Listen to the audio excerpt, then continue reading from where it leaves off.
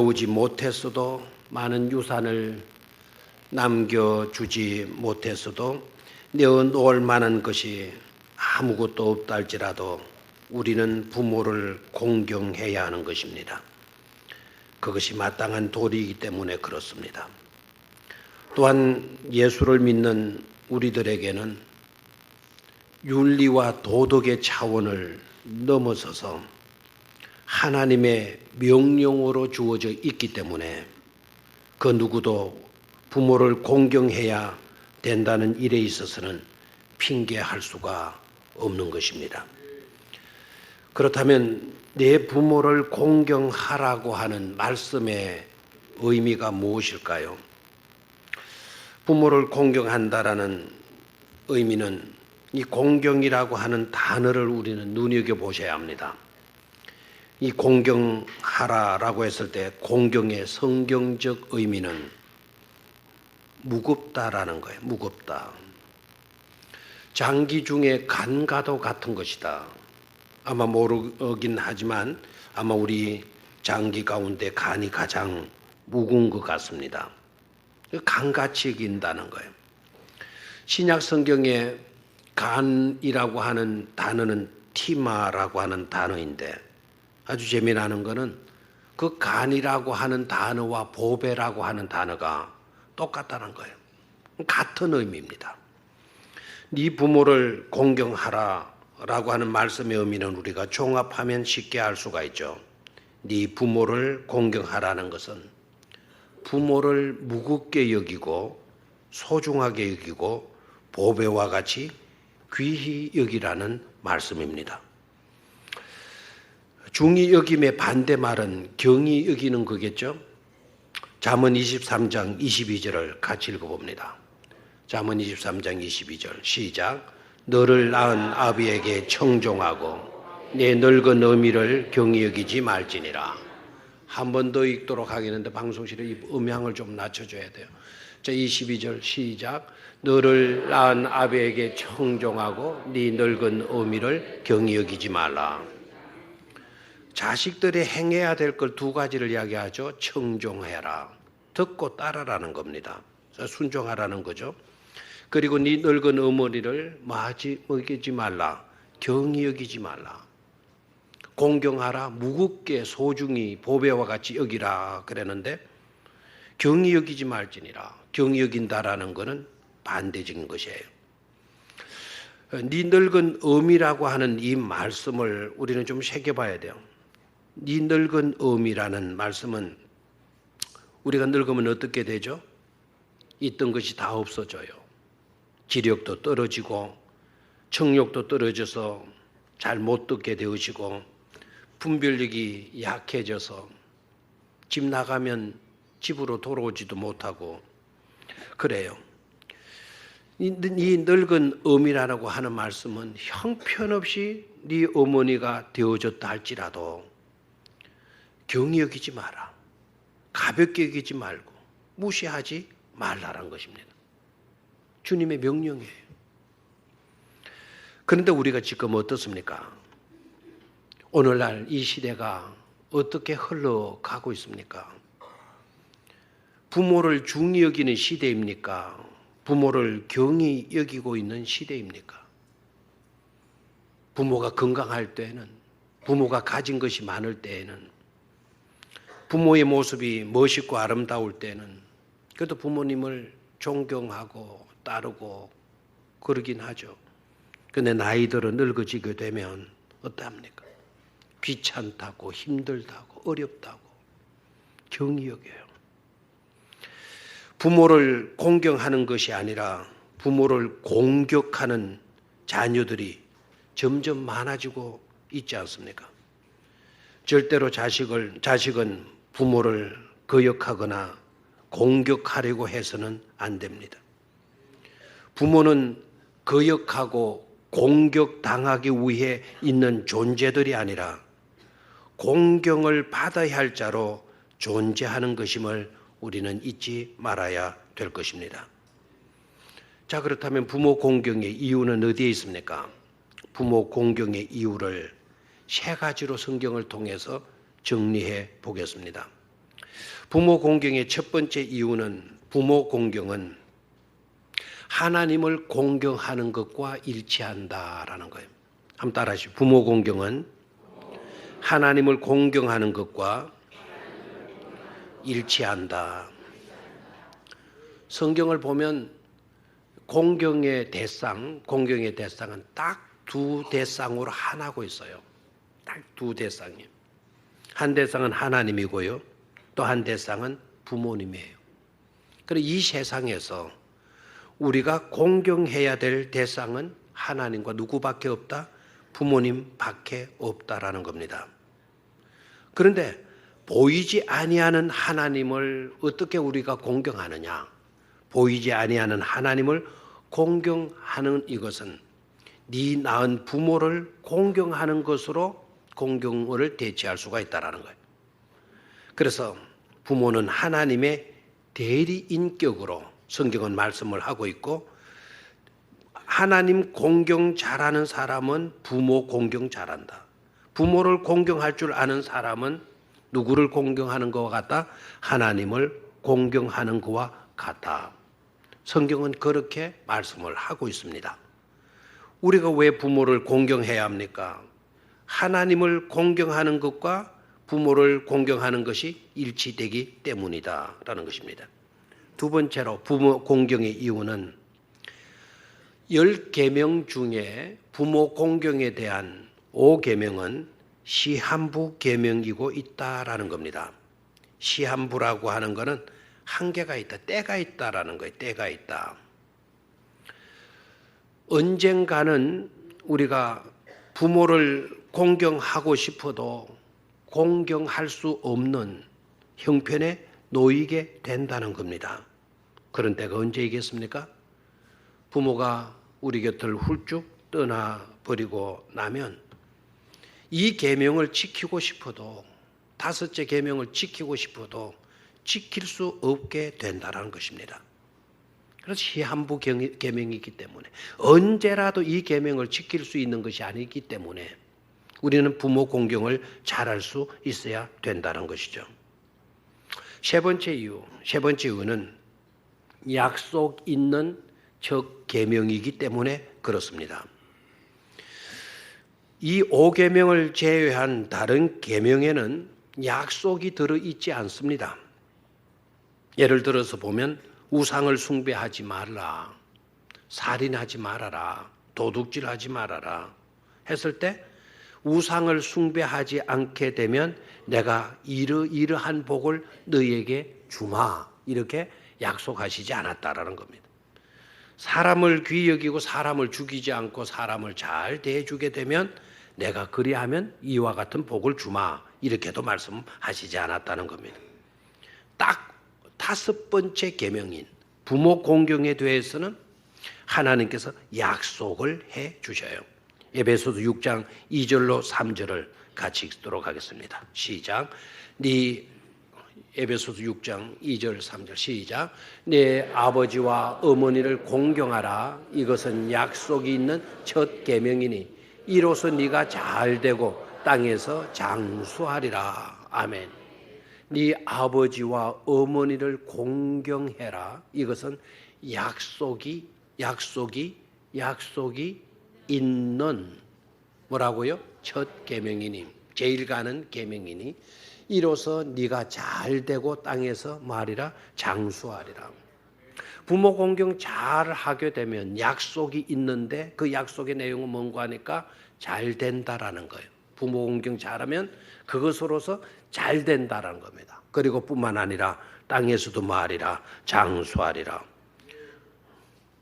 9988 뭐 231이라든가 뭐 그 정도가 아니다 이거예요. 잘 되고 땅에서 장수하리라. 부모 공경의 이유 우리 세 가지를 말씀을 드렸어요. 첫 번째는 부모 공경은 누구를 공경하는 것과 일치한다. 하나님을 공경하는 것과 같다. 두 번째 이유는 이 계명은 부모 공경은 뭐하다? 시한부 계명이기 때문에 그렇다. 세 번째 이유가 바로 뭐라 그랬습니까? 약속 있는 첫 계명이기 때문에 그러하다라는 거예요. 세대가 어떻게 흘러가든지 간에 저와 여러분들은 부모 공경 제대로 잘 할 수 있게 되기를 축원합니다. 오늘 1부 예배도 그러고 2부 예배도 그러고 내용을 보니까 약간 우울해요, 침울해요. 받지를 못해요. 왜 그런 거 하니까 이미 그만 시한부가 지나가 버려가지고 죄책감 때문에. 그래서 말씀도 오늘 이렇게 잡았어요. 제목을 죄송합니다. 그러나 떠나고 안 계시지만 철이든 이제서라도 부모님의 은혜 뭐합니다? 고맙습니다. 그런 마음을 꼭 가질 수 있게 되기를 축원합니다. 세 번째로 그러면 부모 공경 어떻게 할 것인가? 부모 공경 어떻게 할 것인가? 첫 번째로 어릴 때부터 철저하게 순종하는 것을 가르쳐야 된다라는 거예요. 부모 공경 어떻게 해야 된다고요? 어릴 때부터 철저하게 부모님의 뜻을 받들고 따르는 순종을 뭐 해야 된다? 가르쳐야 된다. 어릴 때부터 철저하게 순종을 가르치지 않고 지내게 되면 그 아이는 자라서도 어른이 얻어서 절대로 순종하지 못하게 된다라는 거예요. 그래서 무슨 일을 제쳐두고서라도 어떤 일들을 제쳐두고서라도 우리는 어릴 때부터 뭐를 가르치자? 부모 순종을 가르치자. 부모 공경을 가르쳐야 될 줄로 믿습니다. 예수님도 그와 같은 본을 우리들에게 보여주셨어요. 누가복음 2장 51절 같이 읽습니다. 시작. 예수께서 함께 내려가사 나사렛에 이르러 순종하여 받으시더라. 그 어머니는 이 모든 말을 마음에 두니라. 그래서 51절 읽었지만 그 앞부분의 내용은 예수님께서 예루살렘에 부모님을 따라서 경배하러 가셨어요. 근데 부모가 예수님을 잊어버렸어요. 3일 길을 왔어요. 나중에 찾고 보니까 예루살렘 성전의 랍비들과 이야기를 하는 거예요. 놀라운 일들이죠. 그 일이 있고 난 뒤에 예수님께서 부모님들과 함께 나사렛으로 내려오셨어요. 내려오셔서는 한 일이 바로 뭔가 하니까 나사렛에 이르러 순종하여 마시더라. 받드시더라. 순종하여 마시더라. 받드시더라. 그래서 예수님이 이때 나이가 12살 아닙니까? 12살 나이 때인데도 부모님을 순종하여 받드시더라 이렇게 나오고 있어요. 여러분 이 사건이 예사로운 사건이 아니지 않습니까? 예수님이 누구이십니까? 예수님은 하나님이시잖아요. 육신을 입으시고 이 땅에 머물고 계시는 동안에 예수님은 육신의 부모에게도 철저하게 순종하여 뭐 하셨다는 겁니까? 받들어 섬기셨다는 겁니다. 육신을 입으시고 하나님이 육신을 입으시고 이 땅에 머무시는 동안 육신의 부모에게도 어떻게 섬겼는가? 순종하여 받드시더라 말씀하고 있어요. 엘리 제사장의 아들 홈니와 비느하스가 있잖아요. 이 두 아들들은 명문 가정 출신입니다. 그런데 명문 가정에 태어났음에도 불구하고 이들의 말로는 너무나도 비참합니다. 저주의 죽음을 죽고 말죠. 엘리 제사장이요. 제사장으로서의 직무는 하저없이 잘했던 것 같아요. 성경을 보게 되면 엘리 제사장이 제사장의 일을 소홀히 했다? 그런 내용은 하나도 나오지 않습니다. 엘리 제사장에게서 잘못한 것 딱 하나가 있었는데 그 잘못한 것이 바로 뭐였는가 하니까 홈니와 비느하스에게 순종을 가르치지 않았다라는 거예요. 사무엘상 2장 25절을 같이 읽도록 하겠습니다. 시작. 사람이 사람에게 범죄하면 하나님이 심판하시려니와 만일 사람이 여호와께 범죄하면 누가 그를 위하여 간구하겠느냐 하되 그들이 자기 아버지의 말을 듣지 아니하였으니 이는 여호와께서 그들을 죽이기로 뜻하셨음이더라. 사람이 사람에게 범죄하면 하나님이 심판하신다라는 거예요. 그런데 사람이 하나님께 범죄하면 누가 심판할 수가 있겠냐? 그거는 천벌받을 짓이다라고 이제 그렇게 가르쳤는데도 불구하고 그들이 누구입니까?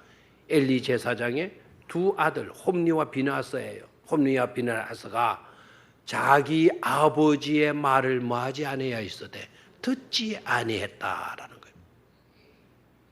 왜 그렇게 됐냐? 하나님께서 그들을 죽이기로 뭐 하셨다? 뜻하셨다. 너희들은 안 되겠다. 그래서 하나님이 이 두 아들들을 치시기로 결정을 하셨다는 것 아닙니까? 우리는 어릴 때부터 철저하게 부모를 공경하고 순종을 가르쳐야 될 줄로 믿습니다. 웨슬레이의 어머니 수산나, 이 수산나는 교회사적으로 보게 되면 다르게 나타나고 있어요. 웨슬레이의 어머니 수산나는요, 19명의 자녀를 두었다 그래요. 여러분 하나도 안 놀라는데 정말 대단합니다. 놀라는 게 없습니다.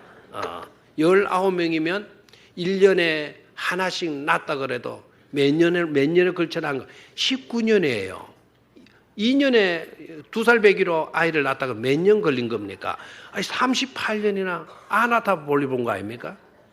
그런데요, 이 웨슬레의 어머니가 19명의 자녀를 주었지만 참 상처도 많이 있었던 것 같아요. 19명의 자녀를 낳아가지고 다 길러느냐? 그러지를 못하고 9명이 일찍 죽어요. 그 자녀들이. 그러니까 9명의 어린 아이들을 보내야 되는 어머니의 마음은 얼마나 고통스럽겠습니까? 그런데 남은 10명의 자녀들을 키우면서 얼마나 철저하게 자녀를 키웠는지 크게 두 가지 원칙을 가지고 가르쳤다라는 거예요. 하나는 뭔가 하니까 말씀으로 가르쳤다는 거예요. 10명의 자녀들을 학교에 맡기지 않았다는 거예요. 선생님에게 맡기지 않았다는 거예요. 10명의 자녀들을 어머니 혼자서 자기가 다 가르쳤다는 거예요. 성경을 읽어주고 성경대로 살아라고. 또 하나의 원칙은 바로 뭔가 하니까 성경 말씀대로 순종하고 따르지 않게 되게 되면 해초리로 때렸다는 거예요. 그래서 하나님의 말씀과 해초리 두 가지를 가지고 자녀들을 키웠다는 겁니다.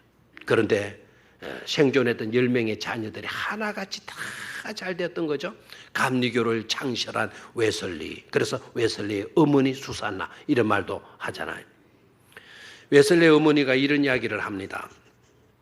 아이들의 마음밭에 불신앙의 씨앗이 뿌려지기 전에 먼저 하나님의 말씀을 심어 주어야 된다. 누가 먼저 우리 자녀들의 마음밭을 정복하느냐가 중요하다. 만약 우리가 그런 일에 게으르게 되면 우리의 자녀들은 마귀의 놀이터가 되게 될 것이다. 이런 말을. 어릴 때 하나님의 말씀을 제대로 심어주지 못하게 되면 결국 마귀의 놀이터밖에 될 것이 없다라는 거예요. 그래서 어릴 때 하나님의 말씀으로 확실히 키워놓지 않으면 안 된다는 이야기를 하고 있죠. 엘리 제사장의 두 아들들과는 너무나도 대조적인 일이 아닐 수가 없는 것입니다. 두 번째로 청년의 때에는 어떻게 해야 되느냐? 부모님이 살아온 삶을 인정해 드려야 되는 거예요. 한번 따라하시죠. 부모님이 살아온 삶을 인정해 드리라. 청년 때 해야 될 일이 뭐냐? 부모님이 살아온 삶을 인정해 드리는 거예요. 골로새서 3장 20절을 같이 읽습니다. 시작. 자녀들아 모든 일에 부모에게 순종하라. 이는 주 안에서 기쁘게 하는 것이니라. 자녀들아 모든 일에 좋은 일이든지 안 좋은 일이든지 간에 부모에게 뭐하라? 순종하도록 하라. 잘 나갈 때뿐만 아니라 부모들이 형편없이 되어졌을 때에도 모든 일에 부모에게 뭐하라? 순종하라. 이는 주 안에서 기쁘게 하는 것이니라 말씀합니다. 잠언 23장 26절을 봅니다. 잠언 23장 26절. 잠언 23장 26절 시작. 내 아들아 내 마음을 내게 주며 네 눈으로 내 길을 즐거워할지니라. 우리 젊은이들이 해야 할 일이 바로 뭐냐? 여러분들의 눈으로 내 길은 부모의 길 아닙니까? 부모가 걷는 길을 뭐 하라고요? 즐거워하라는 거예요. 부모가 걷는 길, 부모가 사는 삶, 부모가 살아가는 방법들을 뭐 하라고요? 즐거워할지니라 말씀을 하고 있습니다. 즉 부모의 삶을 이해해 주고 인정해 주라는 거예요. 그것이 부모를 기쁘게 해드리고 부모에게 잘해주는 공경이 되어진다라는 겁니다. 되나요? 네 눈으로 내 길을, 저 단어를 쉽게 읽고 내려가면 안 돼요. 여러분들의 눈으로 내 길을, 여기에 내는 부모들을 말해요. 부모님들의 길을 마라 즐거워할지니라. 왜 이런 말씀을, 이런 당부를 하실까요? 어릴 때는요, 우리들이 부모님들 대할 때 굉장한 존재라. 부모님은 다 해주실 수 있는 그런 분이고 대단한 능력을 가진 분이고 우리 부모만큼 크신 분이 없고 그렇게 생각을 하는 겁니다. 그런데 나이가 점점 들어가게 되면, 그래서 젊은이 때가 되면 옆에 부모님, 친구들의 부모와 비교를 하는 거예요. 아니, 우리 아버지가 최고인 줄 알았는데, 우리 부모님이 최고인 줄 알았는데, 아니, 내 친구 부모들은 더 뛰어나네? 더 많은 것을 가졌네? 우리 부모님은 초등학교도 못 나오셨는데, 아니, 저 집 부모님들은 다 대학까지도 나오셨네? 점점 부모에 대해서 알아주게 되면서 존경심은 사라지게 되는 거예요. 그래서 불만이 나오고 불평하게 되어지는 거죠. 여러분, 이럴 때 부모를 형편없는 부모로 여기지 말라는 겁니다. 부모가 무슨 말씀을 하면 그 부모에게 아는 것도 없이 알지도 못하면서 왜 간섭이냐고 이렇게 젊은이들이 대받아치면 안 된다라는 거예요. 나에게 해준 것이 뭐가 있느냐고. 내 친구들 보니까 부모들이 좋은 차도 사주고 난리들 하는데 엄마는 나한테 해준 것이 있어? 이렇게 나오면 안 된다라는 겁니다. 부모의 길을, 내 길을 즐거워할지니라. 내가 이렇게 가난뱅이로 살지만 가난뱅이로 살고 있는 이 어미의 모습을 좀 네가 이해해주고 받아들여주고 좀 즐거워해 줄 수 없겠느냐는 거 아닙니까? 여러분, 부모를 이해하셔야 돼요. 우리는 좋은 시대에 살고 있어. 좋은 시대에 살고 있으면서도 부족한 것이 너무 많잖아요. 잘못한 점이 있잖아요, 우리에게도. 그런데 우리 부모님들의 시대는 달라요. 힘든 때예요. 힘든 때. 그리고 우리 부모님들은 우리보다 훨씬 더 인생을 오래 사셨어요. 불과 몇 년 살지도 못한 나의 삶에서 부족이 있고 실수가 있고 허물이 있는데, 허물이 생겨지는데, 그렇게 오래 사셨던 우리 부모님들 허물 있는 거, 그거 당연할 수 있지 않느냐 이 말입니다. 부족한 요소들 있을 수 있지 않느냐는 말입니다. 넘어질 수 있는 일들 있지 않습니까? 어떤 자식이 부모가 충고를 한번 했대요. 충고를 했더니 이놈의 자식이 부모에 대해서 얼마나 알아봤는지, 부모가 초등학교 겨우 나왔다라는 걸 알고 또 그 초등학교에까지 가가지고 부모님의 성적표도 다 확인을 해놓은 모양입니다. 성적표 보니까 수우미 가양가 수우미 양가 이렇게 나오니까 그 부모님의 성적이 또 양이 많아는 모양입니다. 그러니까 양이라고, 양밖에 받지 못한 어머니가, 아버지가 어떻게 나한테 야단을 하느냐고. 그래서 알고 보니까 그 아들이 어느 대학을 다니고 있었는가 하니까 오류대학에 다니고 있는 거예요. 잘못된 대학이죠. 좋은 대학 출신들은 안 그러합니다. 안 그러합니다. 부모가 이렇게 이야기를 합니다. 애야, 나는 배운 게 없어. 나 가방끈 너무 짧아. 너네들은 이제 인류대학, 좋은 대학 다니고 있으니 너네들이 알아서 판단해. 그러면 된 자식들, 진짜 인류대학에 다니는 아들들은 어떻게 나오는 줄 알아요? 아버지, 어머니, 그런 말씀 하지 마세요. 어머니가 지금 이 세대 때 사셨다 한다면 아마 어머니는 서울대학이 아니고 하버드 대학을 다니셨을 것이라고. 나는 좋은 참고서, 좋은 가해 공부 다 해가면서 이렇게 공부해도 겨우 서울대학교밖에 못 다녔는데 우리 어머니는 한 번도 그런 것이 있었느냐고. 어머니에게 배울 수 있는 기회만 있었다면 어머니는 더 뛰어난 훌륭한 분이 되셨을 거예요. 그랬고 지금도 늦지 않아요. 지금도 우리 어머니가 가르쳐 주시는 말씀하시는 그 말씀 속에는 다 일리가 있다라는 것을 제가 깨닫고 있어요. 어머니 정말 고마워요. 이렇게 나오는 것 아니겠습니까? 부모님은 왜 그렇게 살았냐고, 왜 찌질이고 가진 것이 없고 배운 것이 없어가지고 이 모양으로 사느냐고. 그렇게 되면 부모의 마음이 어떠하겠습니까? 제대로 된 자녀들은 이렇게 나올 겁니다. 부모님, 힘든 시절 정말 많이 고생하시면서 저희들을 키우셨네요. 부모님, 고맙습니다. 그리고 존경합니다. 말씀드리라는 거예요. 그렇게 말씀드리면 우리들의 부모님들이 어떻게 나올까요? 그 말을 들으면 아마 그날 밤 너무나 행복해서 잠을 이루시지 못하실 것입니다. 내가 자식에게 많은 것을 남겨주지 못해서 늘 미안한 마음이 있는데 오히려 자식들이 나에게 이렇게 고맙다라고 말을 하니 알아주니 얼마나 내가 행복한지, 얼마나 내가 감사한지 모르겠다고 이렇게 나오지 않겠습니까? 사랑하는 성도 여러분, 성경에는 네 부모를 공경하라는 말씀만 쓰여 있지 어떤 부모에게라는 말씀은 쓰여 있지 않다는 사실을 아셔야 합니다. 우리에게는 부모를 공경해야 한다는 의무만 있을 뿐 이런저런 부모에게만 공경하라는 선택권은 없음을 알아야 합니다.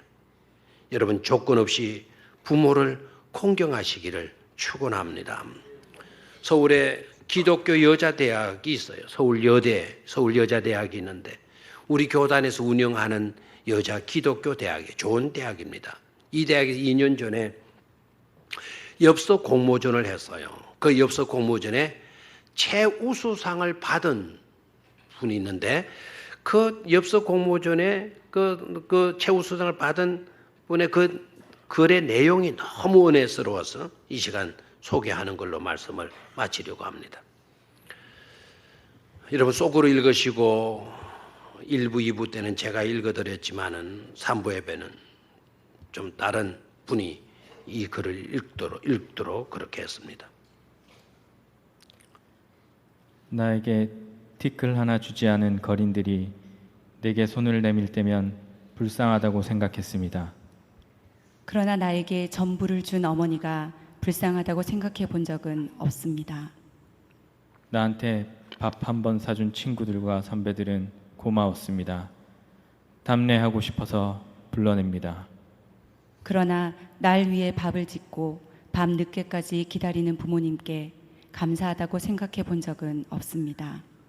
실제로 존재하지도 않는 드라마 속 배우들 가정사에 그들을 대신해 눈물을 흘렸습니다. 그러나 일상에 지치고 힘든 부모님을 위해 진심으로 눈물을 흘려본 적이 없습니다. 골방에 누워 아파하던 어머니의 걱정은 제대로 한 번도 해본 적이 없습니다. 친구와 애인에게는 사소한 잘못 하나에도 미안하다고 사과하고 용서를 구했습니다. 그러나 부모에게는 잘못은 셀 수도 없이 많아도 용서를 구하지 않았습니다. 죄송합니다. 죄송합니다. 세상의 어머니는 위대하기에 어머니를 생각하며 이 글을 올립니다. 너무 좋은 글이죠, 그죠? 정말 그렇게 잘해 주신 어머니인데 우리는 한 번도 제대로 고맙다는 인사를 못하고 살아요. 오히려 어머니가 나에게 섭섭하게 한 건 한 가지도 안 되는데 한 가지도 안 되는 그것 때문에 어머니를 욕하고 불평하며 삽니다.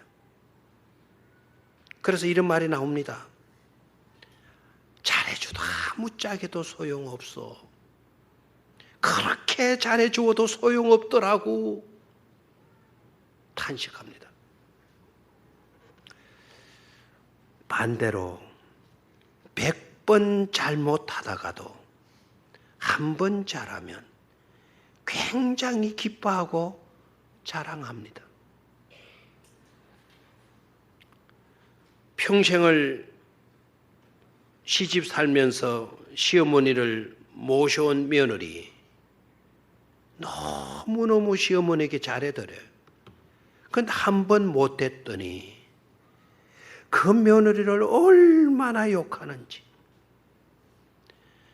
그런데 이때까지 한 번도 시집 가가지고는 친정 어머니 한 번 찾아보지도 않던 년이